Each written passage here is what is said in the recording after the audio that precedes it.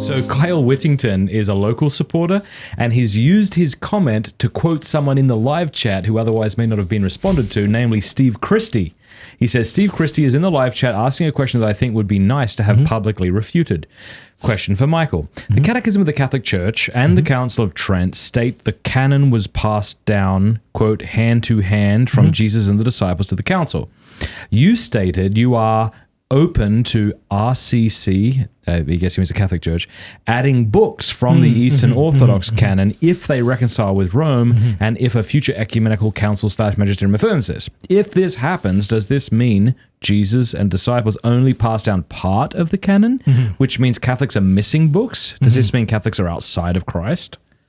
Yeah, a lot going on here. I'll try to give a very quick answer. I know I had a very long discussion with Steve about this very issue a few years ago. But what I would say, well, a couple of things here. Number one, yeah, we would certainly say that the canon has been handed down. I would call it a secondary object of infallibility, but it's been handed down unto the present. The question is, did the Council of Trent settle the canon as far as saying no other books can be added to it? Very technically, Trent did not. What Trent did do is say these books for sure are handed down to us, but it did not comment on a few additional books that some of the Eastern Orthodox maintain in their canon.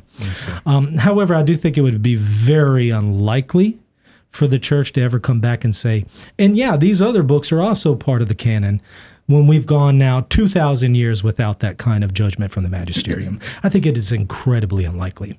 So I do want to point out the fact that Trent did not exclude a few of those additional books, but I think it's incredibly unlikely that it ever would include them at this point. Okay.